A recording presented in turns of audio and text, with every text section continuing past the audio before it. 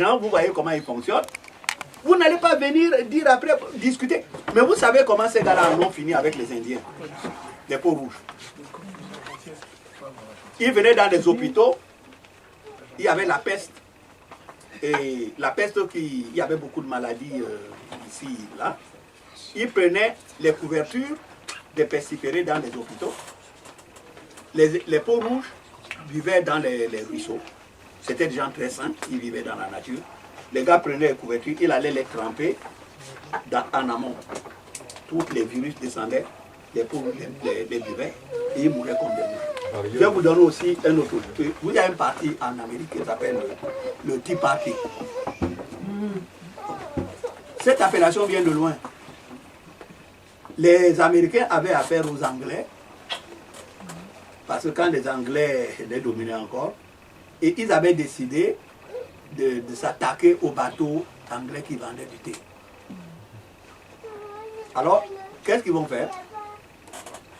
Ils se disent, nous ne sommes pas sûrs que nous allons vaincre. Ils se déguisent en Indiens, en peau rouge. Vous allez voir leur calcul. S'ils perdent, les Anglais vont s'acharner sur les pauvres. Et les Blancs sont saufs.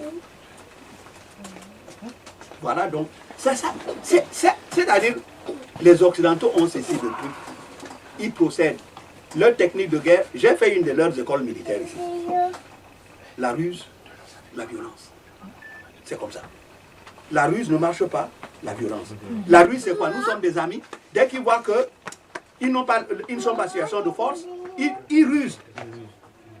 Dès qu'ils sont en situation de force, ils frappent. Ce qui se passe là avec la crise du coronavirus et, j'ai envie de dire, l'adaptation moderne du cynisme qui a touché les peuples qui ont été les premiers à être agressés par leur globalisme, en l'occurrence les populations qui ont connu l'esclavage, qui ont connu la colonisation, pour le profit de ces gens, pour le profit de l'oligarchie d'Occident, qui eux-mêmes ont sacrifié leur propre population. La manière dont la population est sacrifiée aujourd'hui est la même manière, dans un autre ordre d'idées, selon laquelle les peuples premiers ont été opprimés, asphyxiés, assassinés. N'oublions pas non plus d'ailleurs, c'est important de le rappeler, que quand les conquistadors occidentaux sont venus coloniser les Amériques, lorsqu'ils ont rencontré des tribus qu'on appelle de manière impropre amérindiennes, mais les tribus originelles de ces régions-là, ils leur ont donné des couvertures qui étaient remplies de virus.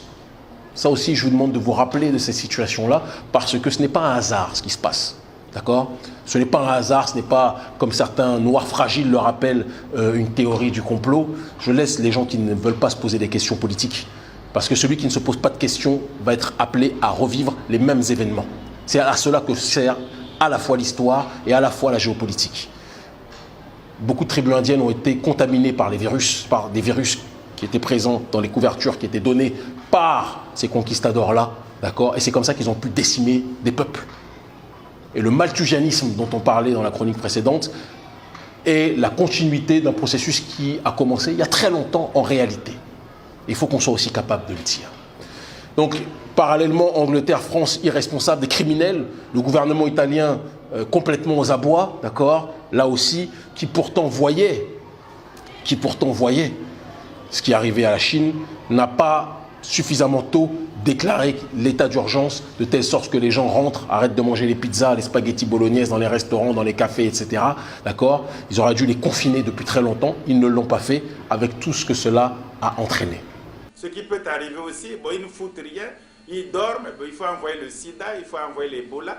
Le sida et l'Ebola, c'est introduit par l'Europe en Afrique, comme ils avaient introduit jadis la syphilis. C'est le même scénario. La syphilis n'a jamais existé en Afrique. C'est eux qui ont introduit. Ça, c'est un fait d'histoire. Et aujourd'hui, c'est Ebola, ils disent que c'est les singes. Mais nous vivons avec les singes depuis des millénaires. Nous avons des totems de singes. Dans ma famille, j'appelle les singes de la forêt, ils viennent prendre les bananes dans la maison. On les connaît. Hein? Ah oui, on met les bois sur le cou. On parle avec eux, on leur donne les bananes. On parle avec les serpents. On dort avec eux, ils ne nous ont jamais donné les singes. Quels singes? Ils ne nous ont jamais donné le sida. Jamais. Ce sont nos parents.